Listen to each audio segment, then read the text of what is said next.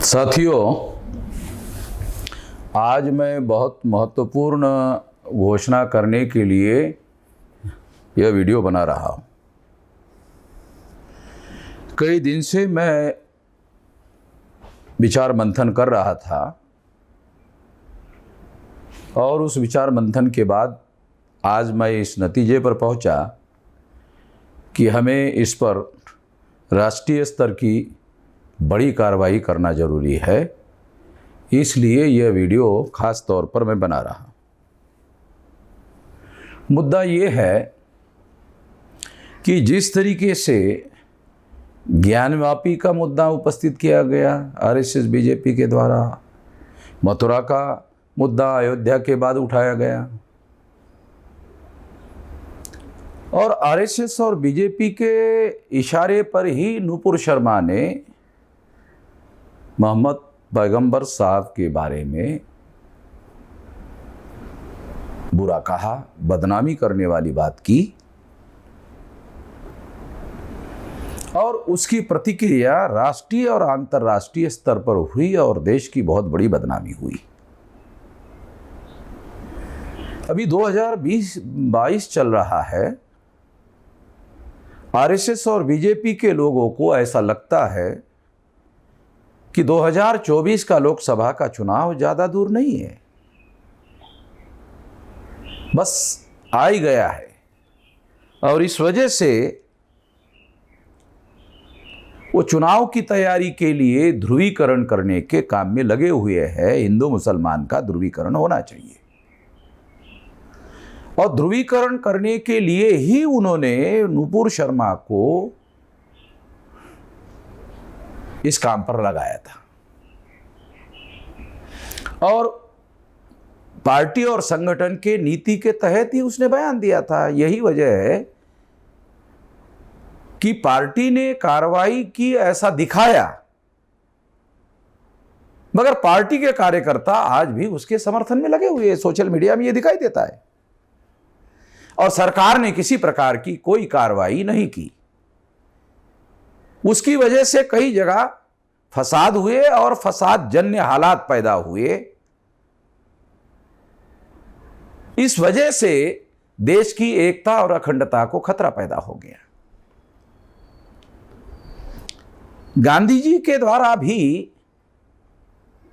हिंदुओं को इकट्ठा करने के नाम पर जिस तरह से आजादी के आंदोलन का धार्मिकीकरण करने का काम गांधी जी ने किया और धार्मिक प्रतीकों का ही सारा का सारा इस्तेमाल गांधी जी अपने जीवन में करते रहे ताकि साधारण लोगों को इकट्ठा किया जा सके।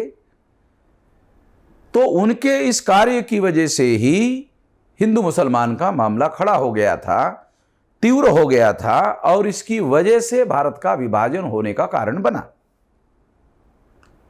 आरएसएस बीजेपी की वजह से जिस तरह से ध्रुवीकरण का काम गांधी जी के बाद दोबारा करने का काम शुरू हुआ, उससे यह बात सिद्ध होती है कि अगर इसी तरह से धार्मिकीकरण करने का काम, ध्रुवीकरण करने का काम, हिंदू मुसलमान का विभाजन करने का काम लगातार चलता रहा तो देश की एकता और अखंडता खतरे में पड़ जाएगी और दोबारा भारत का विभाजन होने का खतरा पैदा हो जाएगा।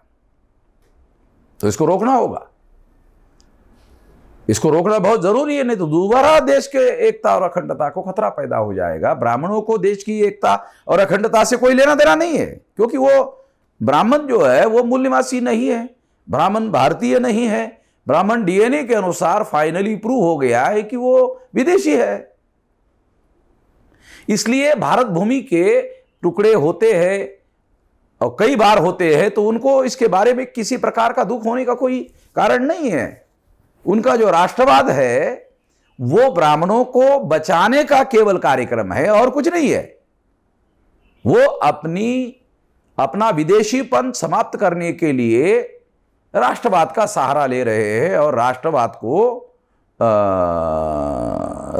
को तड़का लगा रहे हैं हिंदू मुसलमान के मामले का, ताकि हिंदू मुसलमान का ध्रुवीकरण हो जाए।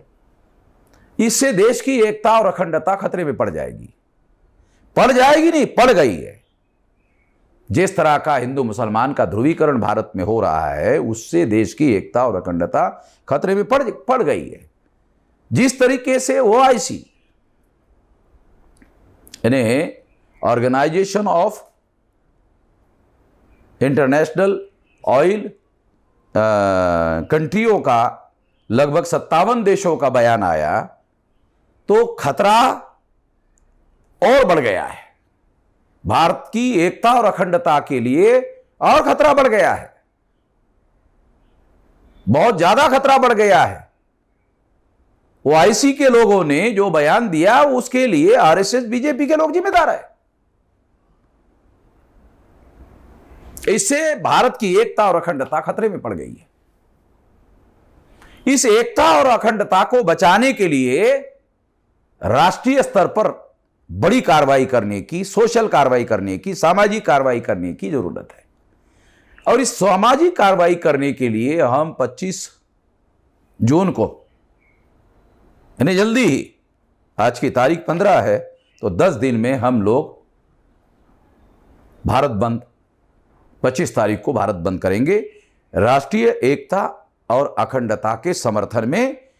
और जो लोग राष्ट्र की एकता और अखंडता तोड़ने की साजिश कर रहे हैं हिंदू मुसलमान के नाम पर, उनके विरोध में यह भारत बंद किया जाएगा। मैं देश के समस्त कार्यकर्ताओं को भारत बंद की तैयारी करने के लिए आह्वान करता हूं। पूरे ताकत से, पूरे शक्ति से हम लोगों को इसमें जुट जाना है। और इसके लिए सारे देश भर में जो हमारे राष्ट्रीय स्तर के, राज्य स्तर के, कमिश्नरी स्तर के, जिले स्तर के, तहसील स्तर के, ब्लॉक स्तर के, ग्राम पंचायत स्तर के, गांव स्तर के जो कार्यकर्ता है, वो तमाम कार्यकर्ता भारत बंद के काम में जुट जाए, ऐसी मैं अपील करता हूं और अपनी बात यहीं पर समाप्त करता हूं।